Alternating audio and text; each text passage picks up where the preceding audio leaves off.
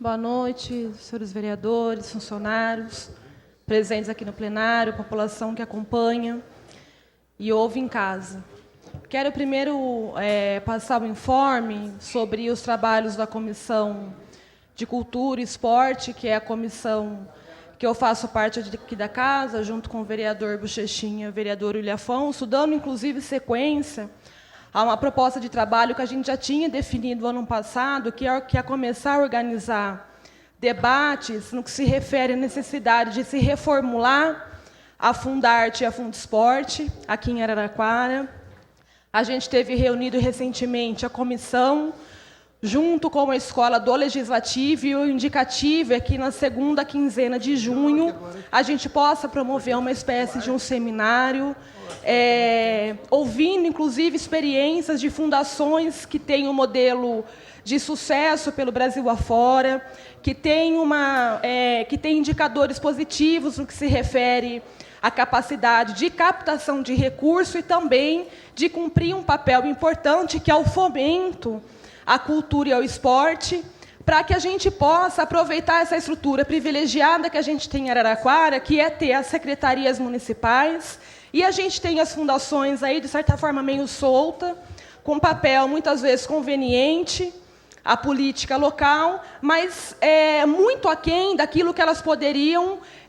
trabalhar na prática, que é não só melhorar a captação de recurso para os projetos do próprio governo, como a gente vê muito forte, por exemplo, na Fundesporte, mas, sobretudo, cumprir o papel de poder fomentar, junto à sociedade civil, políticas importantes de esporte e cultura. E quando a gente fala cultura, especialmente aqui em Araraquara, o ano passado a Fundarte fechou o ano com um orçamento menor do que era 8, 9 anos atrás, um orçamento ridículo, com uma capacidade assim que depende basicamente apenas das transferências municipais, com pouca captação de recurso para fora e, principalmente, com praticamente quase nenhum recurso para poder disponibilizar, para poder ser acessado pela sociedade civil, artistas, produtores culturais, que há uma demanda forte do Brasil, acho que hoje como um todo, mas em especial de Araraquara, que tem um caldo cultural grande, tem um censo recente que diz, por exemplo, que Araraquara tem mais músicos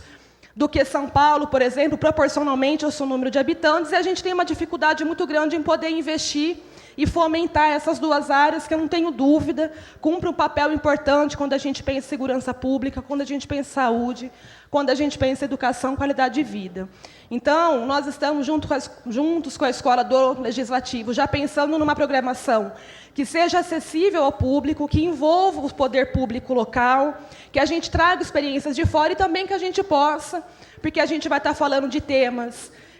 que não são temas burocráticos, mas também pensar numa programação que possa ter atividades lúdicas aí, para poder ser atrativo e poder, de fato, dialogar com aquilo que a cidade de Araraquara tem, que é um público gigante e que demanda aí bastante investimento dessas duas áreas. Eu também quero tocar no assunto dos servidores públicos, nem era necessariamente a pauta do aumento, mas dizer que há umas 2 semanas eu cheguei a dizer aqui nessa tribuna que seria importante, que é importante o papel que o próprio servidor público faz no sentido de exercer uma fiscalização e um certo controle aí sobre abusos, sobre condutas erradas, sobre algumas questões peculiares que acontecem no seu dia a dia, porque é uma ferramenta importante para a gente também poder trabalhar e fiscalizar. Eu recebi um material do final da semana passada, um material de origem anônima, mas um material que eu penso bastante contundente, que mostra um funcionário público, esse é um servidor de carreira, há bastante tempo na prefeitura já, que ocupa cargo de comissão, um servidor que usa da estrutura pública ao seu bel prazer e interesse pessoal descaradamente, segundo, inclusive, a carta que chegou junto. É uma situação que já foi relatada aos superiores e nada foi feito. Eu não consegui fazer edição porque o vídeo é grande, mas mostra esse servidor, esse funcionário, com o carro plotado, vai para casa, almoça, pega filho, deixa na escola. Depois do almoço, a função dele é gerenciar uma equipe de trabalho terceirizada da prefeitura, e aí mostra esse funcionário com uma relação de amizade bastante questionável com uma, inclusive, dessas funcionárias e leva para casa, e lá fica a tarde inteira na casa dessa pessoa que ele levou embora, depois sai, bate cartão, inclusive registrando hora extra, como acontece nos sábados, inclusive com testemunha dos vizinhos. Então, esse é o material que eu vou divulgar também, mas é importante poder preservar, num primeiro momento, a identidade de outras pessoas que aparecem no vídeo, mas que a gente vai, nos próximos 2 dias, exigir, aliás, fazer uma indicação ao prefeito, obviamente, diante desse material, solicitando a instauração imediata de uma sindicância para poder apurar todo esse desvio, num contexto, inclusive, onde a gente vem aqui discutir, a gente vem, nesse período, fazer a discussão sobre o reajuste salarial, e é importante que eu acho esse trabalho entre os próprios funcionários de se fiscalizar, porque muitas vezes esse tipo de má conduta acaba servindo de subterfúgio para aqueles que não têm compromisso com a luta de servidor, para poder desqualificar toda uma categoria que se dedica e que trabalha bastante e que merece ser reconhecida. Obviamente, uma pessoa como essa, que abusa dessa forma tão explícita da estrutura pública para interesses pessoais, não estava aqui hoje, por exemplo, entre esse grupo, que são pessoas que,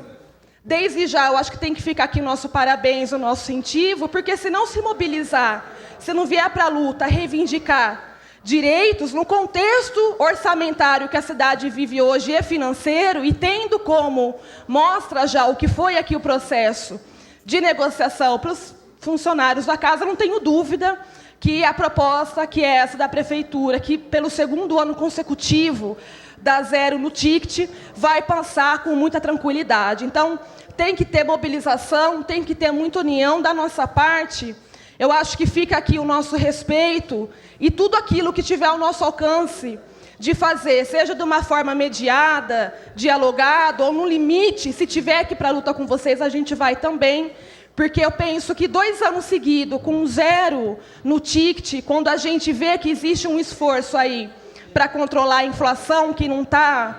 pequena, que está tendo um aumento, ainda que um percentual pequeno, mas está aumentando, quem faz o mercado está sentindo na pele essa diferença no bolso. A gente que vai no mercado, a gente sente assim, está pesando muito, e quando você vê os dados da inflação, é sobretudo nos gêneros alimentícios, que está afetando diretamente. Então, a classe tem que estar muito mobilizada, mas tem que ficar esperta também com esse tipo de funcionário, como é esse que a gente recebeu o material, que é funcionário descompromissado, que pode, ainda mais nesse processo de negociação, acabar servindo de exemplo, muitas vezes, para poder justificar aquilo que não é justificável. É isso, obrigada.